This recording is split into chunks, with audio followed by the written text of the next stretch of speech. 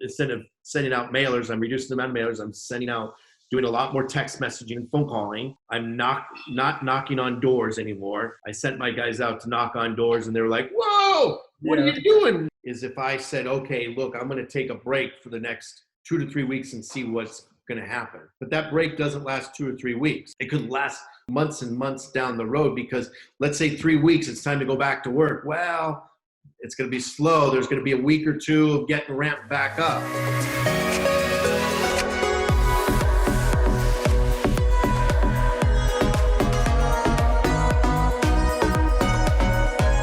Welcome back to I Buy Real Estate, your free step-by-step guide so you can buy real estate. Today we got special guests in the building. Today out of Phoenix, Arizona, Torsten. He has bought and sold over 7,500 houses. That's just crazy. Been in the real estate industry since June of 2001. That's 19 years. I don't even have enough fingers. That's how many years he's been in the industry. Fix and flips, rentals, Airbnbs, you name it, he has probably done it.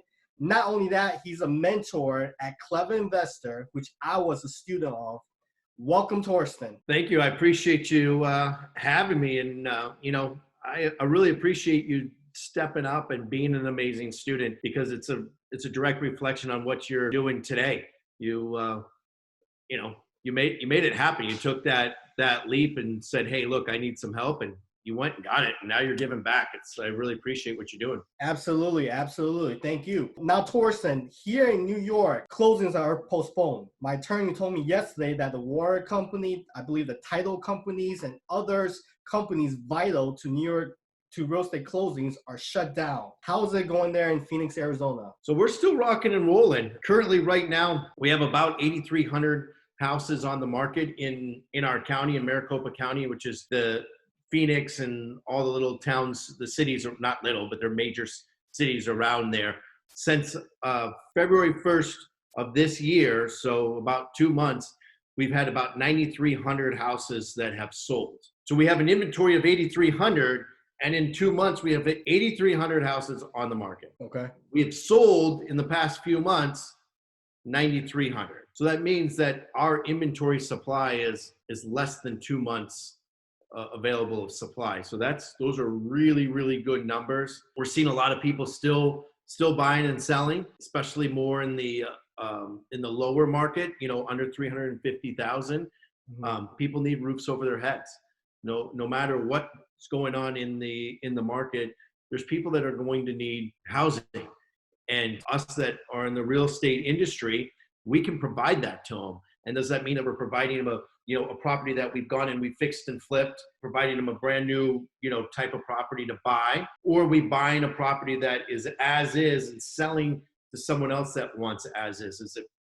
Are they an investor? Are they a landlord that says, hey, I need to take advantage of these prices that are potentially lower? Or are they a homeowner that is saying, hey, look, I want a deal, and I think there's a deal out there, and I'm willing to put in the work. I'm in the middle of negotiating on a property. It's a little higher end property. So for me to buy it as a fix and flip, I need to make sure that the margins are there. I need to buy it for around $400,000. Originally they wanted $490 for it. They've come down to $460. Still, it's not enough spread. I wrote them a contract for $400,000. They said no, but they're thinking about it. But what am I doing this week? I'm reaching out to my real estate agent contacts and saying, hey, do you have an end user that wants to buy in this area? It's in the central Phoenix area. It's a great area. The property's probably worth maybe about $600,000. So if a guy turns around and buys it from me, let's say they buy it from me for $480, and they go in and they put in $70,000 worth of work, they're into it for $550. Now on a fix and flip, those margins are pretty tight, but on someone that wants to move into it, they automatically have $50,000 of equity. Right. And then when the market comes back even more, they might have $100,000 of equity. They might have $150,000 of equity. So it's just changing up to meet the needs of people that are currently buying, because there's people that are always going to be buying. Yeah, and everybody, you talked about, everybody needs a roof over their head. So Absolutely. Now, I know you touched up something really quick is realtors. Tell me more about how you're leveraging realtors through just your day-to-day business. My entire business over the past 19 years now, you said 19 years, are making me look old. I must have been like 12 when I started. No, my first year in real estate, I learned a very valuable lesson. My first year in real estate, all I was doing was fixing and flipping. And the very first house that I bought, I stuck a for sale by owner sign in the front yard, and I tried to sell it. I called up all the people that I knew that was in the business that were other fix and flippers and said, hey, come give me a cash offer, because I thought that's how you sold it. And I absolutely got kicked in my teeth with the offers that came through. And I was spending a lot of time showing this house to people, and I was spending my own marketing dollars because I was sending out mailers to my community, the community around this house. I took an ad out in a magazine, and I was like, man, this really sucks. Long story short, my first fix and flip, it took me almost 15 years to sell. I didn't sell it right away. I ended up moving into it because I made all the mistakes. And someone gave me some really good advice and said, hey, why don't you focus on finding deals and fixing them up and let the real estate agents sell them for you? I said, well, what do you mean? They said, look, real estate agents spend money, marketing money every single minute to bring buyers in and try to sell houses. Let them go out and show houses. Don't you take the time away from going to Home Depot and working with the contractors and doing that kind of stuff when you can allow the agents to show their houses. I was like, makes sense. So from that point forward, I started using real estate agents to help sell my fix and flips. And as I was doing that, I started asking them, hey, do you know of any good fix and flips? And the one would say, hey, here's a condo. All right, I remember I bought a condo and I made like $40,000 on that condo. And I was like, wow, this is really cool. And I didn't have to find it. Someone else found it for me. I didn't have to list it. I didn't have to spend my marketing dollars. I let someone else do it. What started happening was I was growing into a real business over just kind of doing this on my own. I was delegating out things to people that were really, really good. From that point forward, after my first year, I did roll into the wholesale world. And I said, okay, cool. If real estate agents can go out and find me deals, I can turn around and re-wholesale them. And so what they would do is they would bring me deals. I would put those properties under contract, and I would make a choice if I was going to fix and flip this or I was going to wholesale. So first thing I would do is I put it out to my wholesale group. Someone wanted to buy that property, I would sell it as is. If no one wanted to buy it, I would close it and I would fix and flip it. And that involved and became my model of buying and selling houses, 50% wholesale, 50% fix and flip. And I continued to keep doing that for many years. And then unfortunately, the market took a big tank. It started crumbling around 2006, 2007, and was in a really tough spot in 2008. Yeah. And so I adjusted what I was doing. I then started going down to the trustee sale and I was buying property. In those days, I would buy 5 properties a day and I would turn around and resell 5 properties a day. I was doing that 5 days a week. So that was doing about 25 properties a week, which averaged me out about 1,000 deals a year. Just hearing those numbers is just like insane. And you're right, it's completely insane. And most people say that's impossible. How could you do that? As a single person, there's no way that I could do that. How did I do that? I delegated the sales process out to real estate agents. I usually could sell maybe 1 or 2 properties on my own to my contacts. Well, those other 3 or 4 properties, I still needed to sell them because I needed that money so I could use that money to buy properties in 2 days. I had about 3 or 4 days worth of reserves that I could buy property. So Monday's money, I would use that again on Wednesday or Thursday, right? Because I had to keep rolling the money for the next deal. So what did I do? Let's say I reached out to 10 real estate agents and said, hey, I just bought this property at trustee sale. It's a really good deal. Who do you have? And those 10 real estate agents would then turn around and reach out to 10 of their buyers. Now, all of a sudden, within a matter of minutes, my property just went out to over 100 buyers. And then I go to the next 10. And, now my properties were getting out there to thousands and thousands of people by other people doing the work for me. So back in those days, properties were cheap. If I could wholesale a property for $50,000, I would wholesale it for $47,500. Wow. Why would I sell it for $2,500 less than I normally could? It's because I gave that $2,500 to the real estate agents or to the real estate investors that would bring me buyers. And I constantly was focusing on is how can I make the people that are bringing me buyers more money? And that's what was my drive to keep buying more and more properties. Yeah, was I making money? Yes, but my focus was how could I make my real estate agents, my investors, the people that were around me more money, or the guys that were buying direct fix and flips from me. I always wanted to make them more money, which meant I had to buy better deals and better margins. Yeah, and I think you structured it where it's a win for you, win for the seller, and win for the agent, which a win all the way around. Everyone benefits. I 100%. Realtors is so undervalued because they are paid by commission. So they're already known that, okay, I gotta work in order to make money. So they're already conditioned that I gotta put in the efforts. I gotta make this happen. That's why they're so incentivized into helping out investors as well. I actually bought a deal off of a realtor, a pocket listing, because I work in the Keller Williams office and I know him by building, just networking and building relationships. I was able to buy property 60% of the ARV.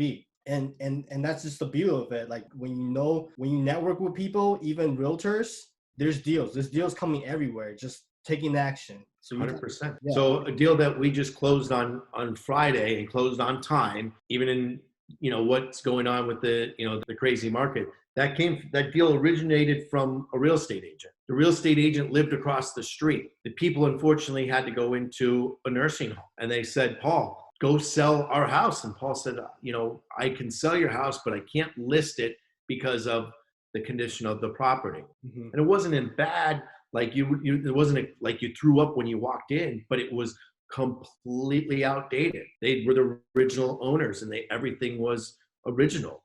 And the high dollar amounts that we're getting in that neighborhood were for things that were totally remodeled. So I was able to go in and I was able to buy that property for $300,000 from them.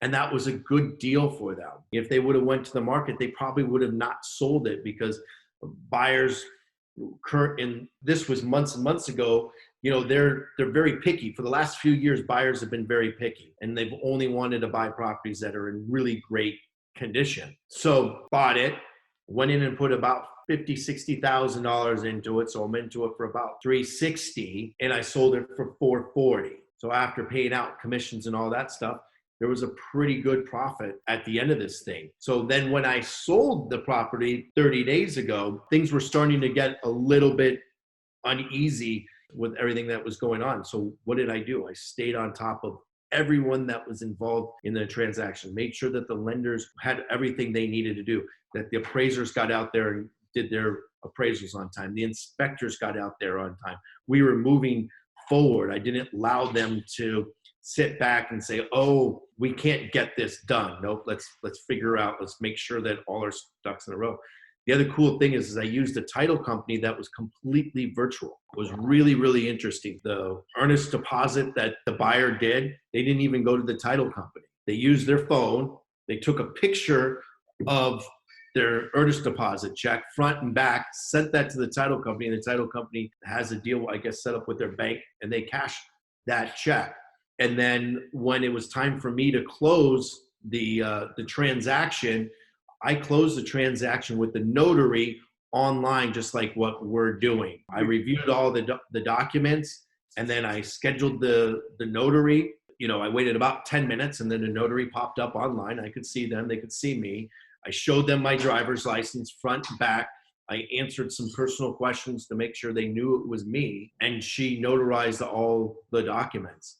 Then immediately sent that to the title company.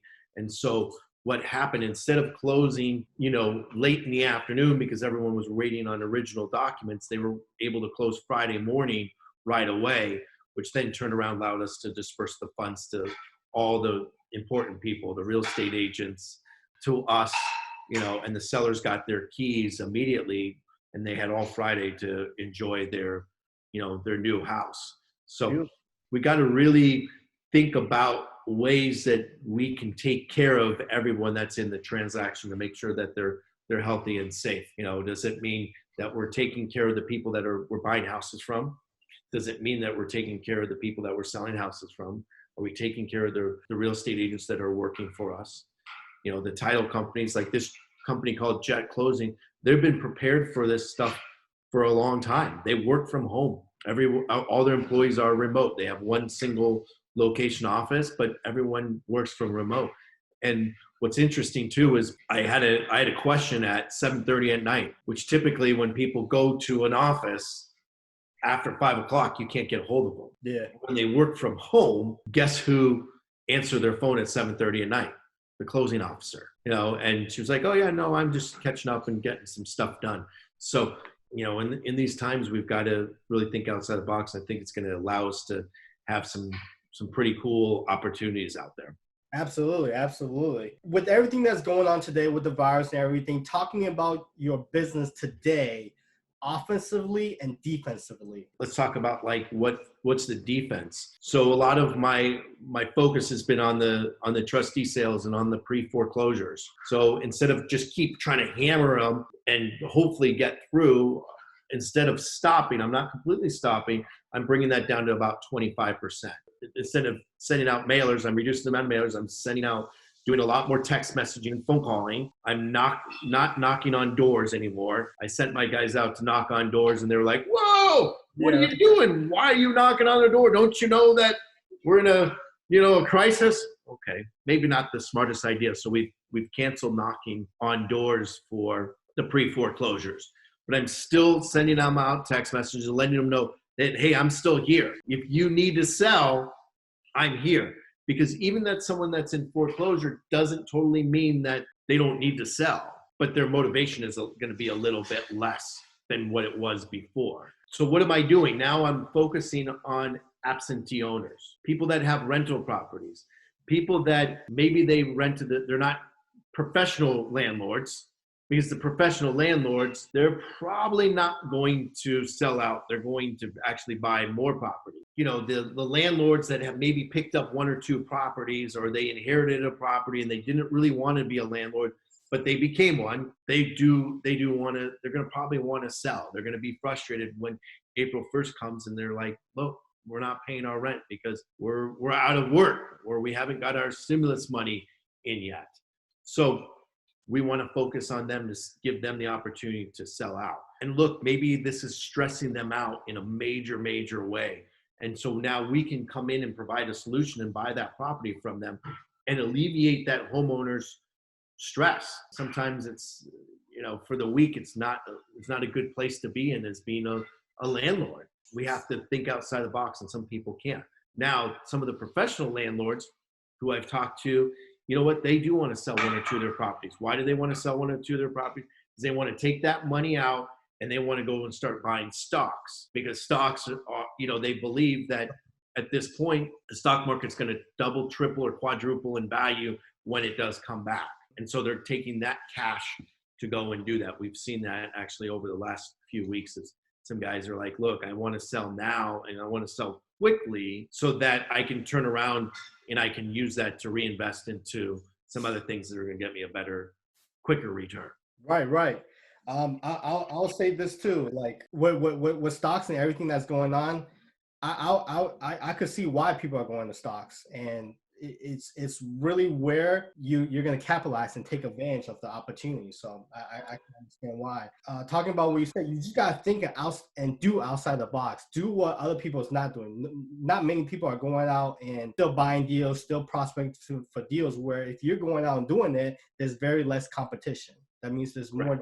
100% less competition. But here's the other thing too, is what my worry would be is if I said, okay, look, I'm going to take a break for the next 2 to 3 weeks and see what's going to happen, right?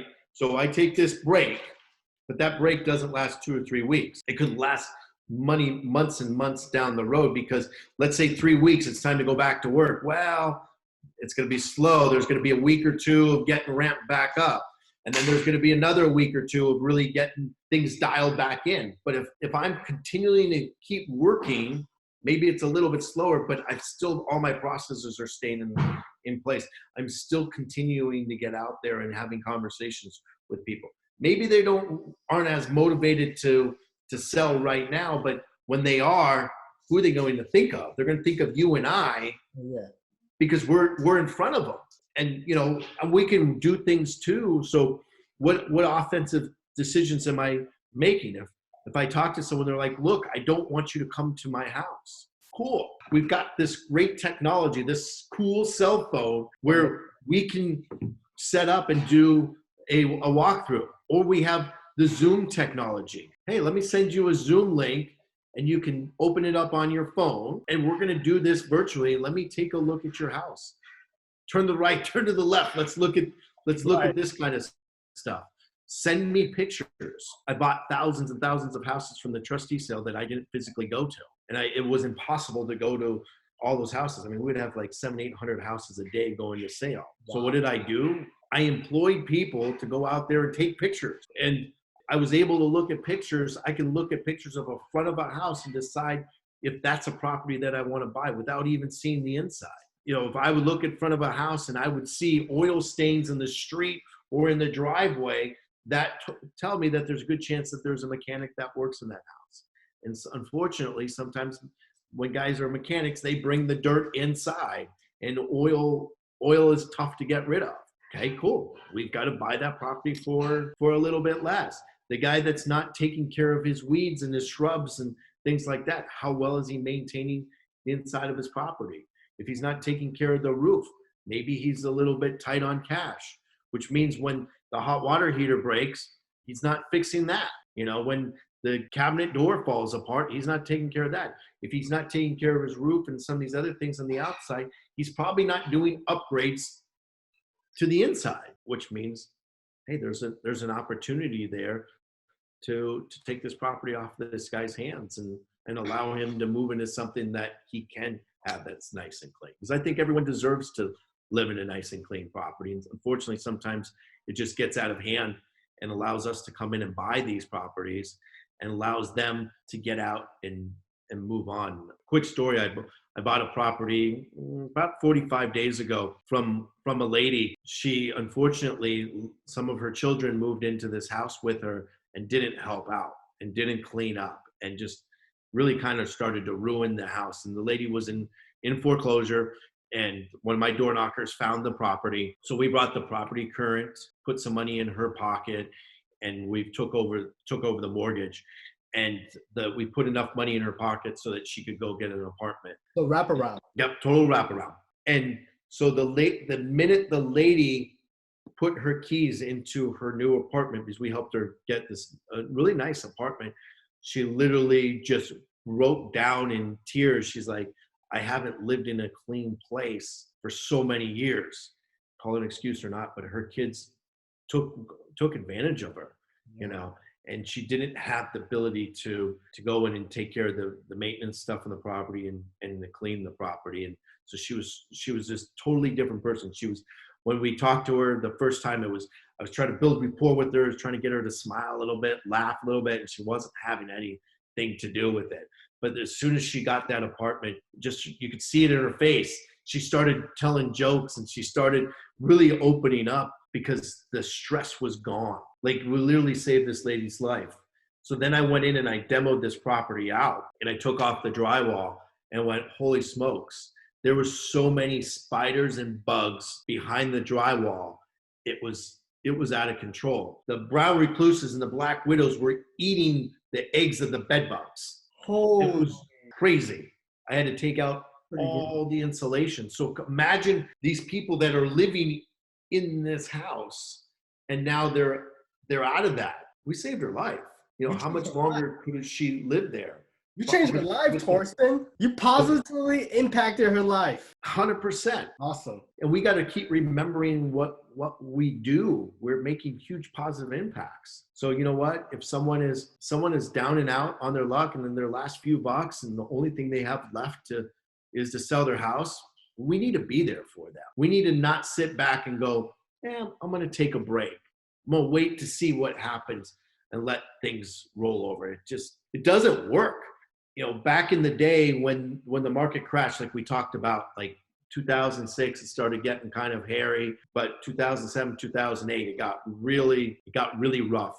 And I continued to keep buying. I just changed my margins. So for instance, this one neighborhood down around 24th Street and Broadway, South Phoenix, lower income thing. I bought a property in there for $120,000. I sold that property for 125. Then I turned around and bought another property in that neighborhood for 100, and I sold that for 105. Then I bought in there for 60,000, and I sold that for 65. And then I was buying a whole bunch of properties in that 40,000 range. I kept a few as rentals. I turned around and sold a few for $2,500, $5,000 more. And then the rock bottom was when I bought two houses in that neighborhood for $12,500 a piece. And I turned around and sold those for $25,000. And then after that point, I started back in and buying around in the 40s and then the 60s and then the 70s and then the hundreds. And now that neighborhood trades for around 200,000, right? Wow. So what my point is as it came down, I just was able to get a little bit cheaper so I could turn around and sell it. You know, I didn't focus on where the prices used to be, right? And then as it was coming back up, I didn't focus on it and say, oh, well, I used to buy for $12,000. Well, those weren't possible. I had to start buying at 40.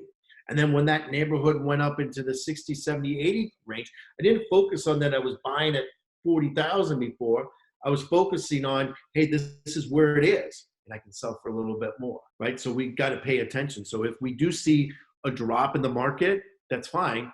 We just got to come down. And when we see the bottom hit and come back up, we've got to know that we've got to adjust. Unfortunately, I've seen investors make big time mistakes when the market was dropping. That's harder. But when it comes back, we also make big time mistakes because we're living in the past. We have to live with what is happening right now and not focusing on where it used to be. Oh, it used to sell for a lot more, or, oh my gosh, it used to sell for a lot less. Why can't I keep buying so low? You can't, but you can buy now and you can make money at that. And you can make money at that if you're doing a fix and flip. You can make money on that if you're selling it as is, as maybe a wholesale deal, or you're making money with that is if you're using it as a rental property. Like that neighborhood was a great opportunity. Back in the day, before the market crashed, there was no way I was buying rental properties in there because all I could rent those things out was for $12,000 or $1,200, right? So I wasn't buying at 200 because they didn't cash flow. But when the market started crashing, guess what? I was able to start buying. And then when the market dipped way low, I was still able to mark. But then when it came back after it hit about 120,000, I stopped buying in that neighborhood for rentals because it didn't cash flow anymore. But it never was cried about the way it used to be. I'm focusing on what's happening today. Right. And one of my mentors taught me, you can make money in any economy. Yep. You got to adapt to what the market is giving you. So on the down markets, you just adapt to the prices. On the up markets, you just adapt to prices. That's all it is. 100%. And where do you find what's really going on in the market is by having conversations with, like you and I are having, going out and having conversations with real estate agents, having conversations with, closings attorneys, title companies, get a feel for what they're doing, having conversations with other investors in, different ASREA groups and things like that to get an idea. Now, be careful with that, is you're going to find the people that are going to want to focus on all the doom and gloom. That's okay. But we need to also weigh that to the other conversations. So it's just not one conversation. It's multiple conversations that we need to have with people in the industry to get a feel for what's really, really happening out there. The numbers definitely don't lie, but way better than the numbers, let's talk to people that are actually closing transactions and seeing how those things are going. Because sometimes we can get skewed by just looking at data. Data is important, but let's have real conversations with real people that are doing stuff.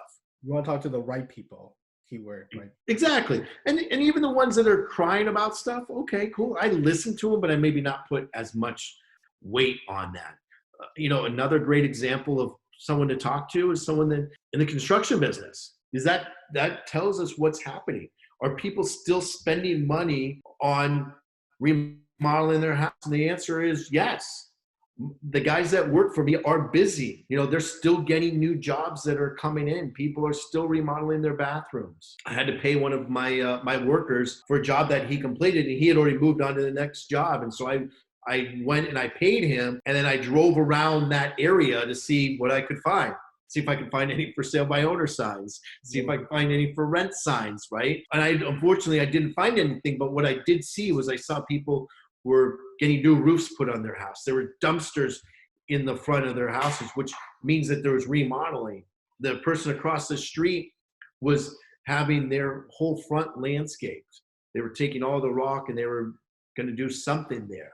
That's a good sign that people are spending money on their homes, so we're not completely in a dead market. So contractors are a great source to find out what's going on out there in the real estate market. So I want to touch up on, you mentor numerous students that struggle with other programs, but with you got them turning around and then now doing deals. How were you able to coach them to start closing deals? And do you have any advice to those that are struggling right now? My number one advice that I give any student or anyone that's thinking about jumping into real estate is write a contract a day, right? One contract every single day. 30 contracts in a month is equivalent to 3 to 5 deals. And why do we want to not write 30 contracts on the 15th of the month? We want to write one contract a day because that means that we're taking action every single day.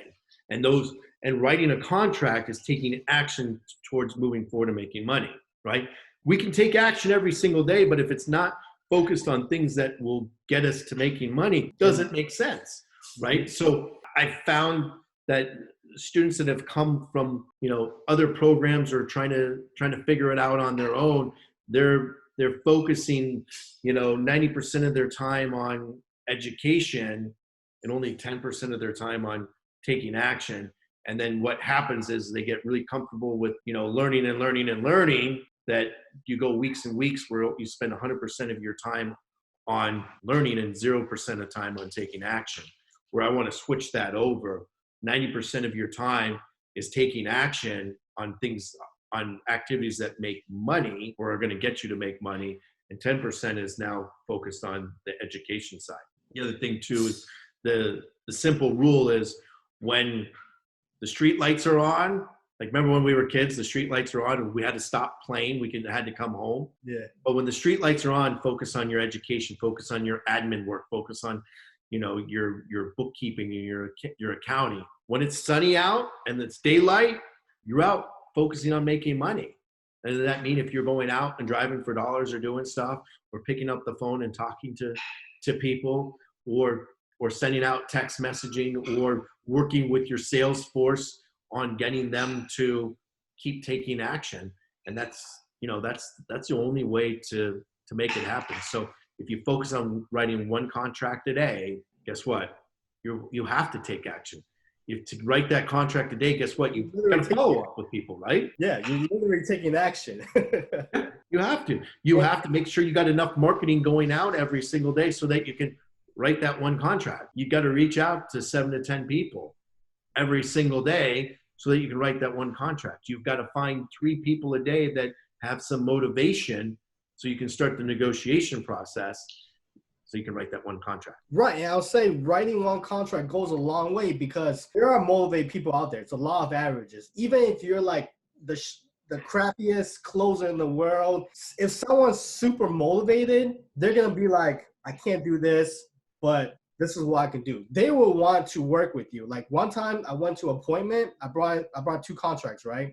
The seller would not let me leave without getting a sign. That's how motivated the seller was. And I got it under contract for like $6,000 and I sold it for 20. So it's just like, you just gotta constantly write contracts every day. And that's taking action. By taking action, you're gonna get results. So, yeah. And look, if I'm going to take someone's time, because every time I start to negotiate with someone, it's not just one conversation, it's multiple conversations. I'm taking up their time. Don't you think that we owe that to that person to give them a contract and follow all the way through? Because all of a sudden, if I just disappear and I don't write them a contract, and then now they're wondering, hey, what happened to Torsten? I thought he was going to buy our house. There's no closure to it. If someone says, well, I'm not willing to take 400,000, like I was using the example earlier, I wrote them a contract for 400. They didn't accept it, but guess whose number they have? Mine. If I would have said, here's my business card, call me when you actually do want to sell. Or if I would have said, here, save my phone number in your cell phone. Well, nowadays people have hundreds, if not thousands, if not 10,000 contacts in their cell phone. I'm just another number. And they're like, what was that weird guy's name? It's something weird. It's like Tor, I don't know. And they just go to the next person that is talking to them. Or they go, hold on. I took that contract and I put it in my file drawer. They pull out their file drawer. They go, oh, here's a contact. Oh, there's Torsten's phone number.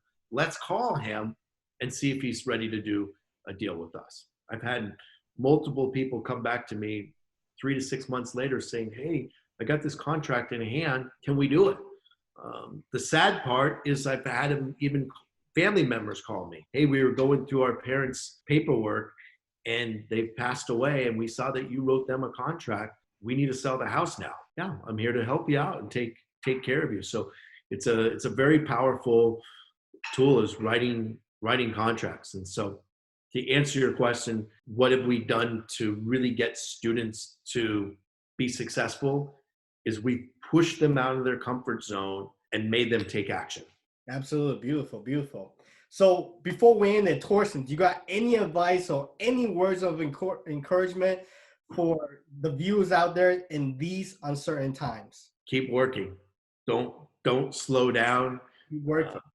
Become an expert on what's going on, what solutions that are going on, and continue to keep in contact with your buyers, your sellers. Let them know what's happening. Hey, look, title companies are closed down, but as soon as they're ready to be open, I'm going to let you know. Hey, I'm checking with the title company once a week. Are we rocking and rolling again? Hey, look, we found 10 title companies that are closed, but guess what? I found someone that is willing to do it. What am I doing about that jet closing? Guess what? I'm calling all my buyers and saying, hey guys, jet closing can close our deals for us and we don't ever have to leave the house. What am I doing there? I'm having another conversation. I'm letting them know that I'm still out there. I'm going to be the number one on their mind when they're ready to do something. So take action, find a way to communicate with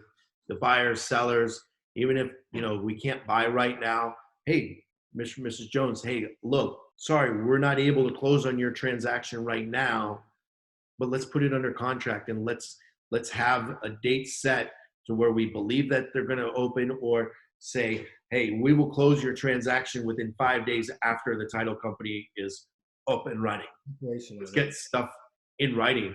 And if we can't meet them face to face, send it through the DocuSigns, send it electronically, put it in the mail and send it out. The mailman is still out there, doing mail. The internet's still working. Email still works. We can scan things on our phone and send it through a text message. I mean, right. Let's be smart of our, what's going on with our technology. Absolutely. So Torsten, I want to say thank you for your time. Thank you for the value. Thank you for the content. So much great value. If you were entertained or got value, click the like button and subscribe for more content. If you got any questions to ask Torsten, make sure to comment below and share to help others just like yourself. Thank you, Torsten. I'll see you again. Have a good one. Take care.